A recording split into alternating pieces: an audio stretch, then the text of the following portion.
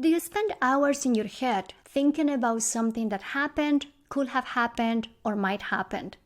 Do you ask others what to do so you don't make a mistake? Welcome to the Playing It Safe podcast. I am Dr. Z, your host. I am a clinical psychologist, an author, and a person that is super passionate about sharing with you science-based skills to overcome any type of fear-based struggles. Who doesn't experience fear? Who doesn't play it safe? In this show, we will discuss how fear-based reactions happen in day-to-day life, how playing it safe behaviors look like, sound like, and feel like, how you can put into action solid tips from behavioral science to get unstuck from worries, fears, obsessions, and anxieties, and how you can start doing what works, what matters, and what you care about. Behavioral science doesn't have to be boring. Thanks for listening, and let's get started. Hi everyone, welcome to another episode of the Playing It Safe podcast.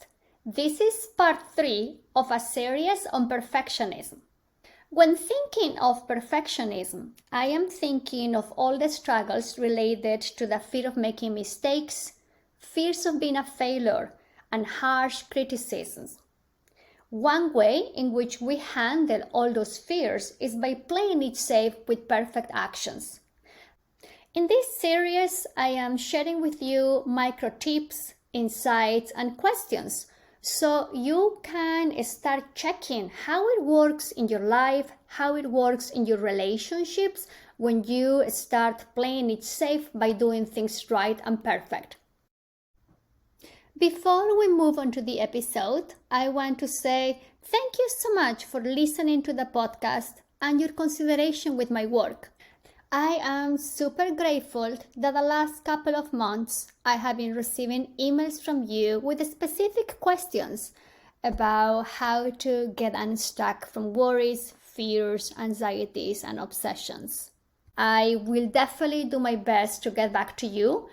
I may create a podcast episode or I may write a reply in the newsletter, so make sure that you are subscribed to the newsletter. Without further ado, let's move on to the episode, and I wish you a good day. Leonardo da Vinci spent 25 years painting Saint Jerome in the wilderness. He wouldn't ship it until it was perfect. So he spent hundreds of hours creating anatomy drawings to get a perfect neck on his painting. When we are close to submitting a project we care about, we may feel as Leonardo da Vinci felt many times. We may be afraid of making a mistake, afraid that our work is not perfect enough, not good enough. Our brain may come up with thoughts like, I will be in problems, no one will check my work, people are going to laugh at me, and so on and on. And in a fraction of seconds, we get scared. We get scared about saying the wrong thing, doing the wrong thing, or acting in the wrong way.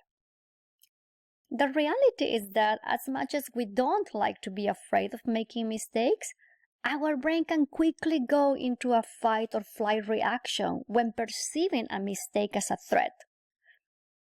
It's not that our brain is our enemy. It just happens that our brain is doing its job, as it has been doing for hundreds of years. Think about it. Our ancestors were exposed to all types of threats. Awful weather conditions, wild animals, enemies, unknown illnesses. And because of all those threats, of course, the cavemen and the cave women needed to be worried about what could possibly go wrong in the future. Otherwise, they would have died. So when our brain perceives that there is a chance that we could make a mistake, it perceives those thoughts as a threat and quickly goes into a fight mode, pushes us to protect ourselves from making a mistake. The challenge is that if we go along with what our brain tells us to do, we avoid, we dwell, we worry, and even postpone projects for years, just like Leonardo da Vinci did. Being afraid of making mistakes can feel overwhelming, and yet going along with fear-based responses will just make things worse for us. If you're afraid of making mistakes, here are the 5 basic things you can do to handle this fear. Number 1, Notice the fear of making mistakes for what it is and as it shows up in your body, not as your mind tells you it is. You can start by noticing and describing the reactions you have in your body when the fear of making mistakes pops up. For example, you can tell yourself things like, my heart is beating fast, I have tingling sensations in my stomach, and those are just examples of different ways that you can notice and describe what's showing up in your body when being afraid of making mistakes. You may wonder, why does it matter to describe what I'm feeling? So, a study conducted by Kashdan at George Mason University showed that people struggling with social anxiety, for example, when they are afraid of public presentations, when having difficulty distinguish what they are feeling, they are more likely to engage in unhelpful regulatory responses like binge drinking or aggression. So, as simple as it sounds, noticing and simply describing what your feelings are will help you to step back and handle effectively the fear of making mistakes. Number 2, give a name to your fear of making mistakes. It doesn't have to be the perfect name, but a name that helps you to recognize this particular fear. Here's the deal. Naming your emotional states will help you with regulatory activities in your brain. It's like when you say the name of what you're feeling, that helps you to step back so you can choose an effective response. For example, you can say things like, here is my fear of making mistakes, or here is FOMM. If you are a little bit adventurous, you can even give it a silly name like, here is the disaster forecaster feeling, or here is the let's do this right feeling. The idea here is that by giving a name to that feeling, you can easily recognize it. You can easily catch it. Number 3, check what's the action that the fear of making mistakes is pushing you to do. Is the fear of making mistakes pushing you to hide, to avoid, to do more, to run, to postpone? This is super important because when we feel something, we also have an urge to take action, to do something. But without checking what the action is, we blindly act on our emotions. Number 4, check what really matters to you in that particular moment. So after you check what the fear of making mistakes is pushing you to do, check if that particular action is consistent with how you want to be in that situation. There is no one better than you to check what really works. Keep in mind that doing what we care about doesn't mean that we won't be afraid, doesn't mean that we won't have yucky feelings. But instead of doing automatically what our feelings push us to do, we can learn to make room for them when things matter to us.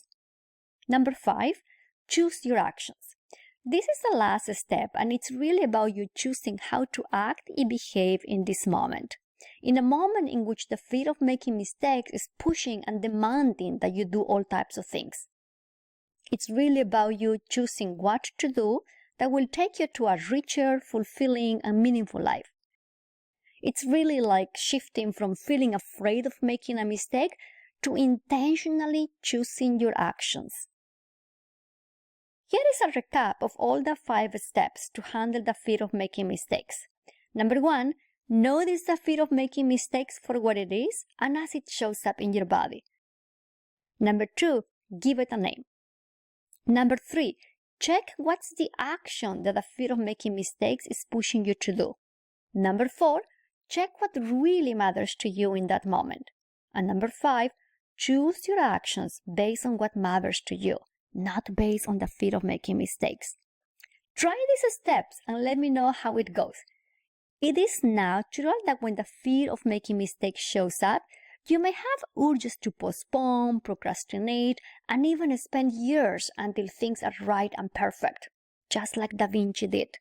But, as I tell myself, my friends, and my clients, I want to tell you that making ideas happen can be hard, but there is no other way than going into action mode that we learn to live with the fear of making mistakes.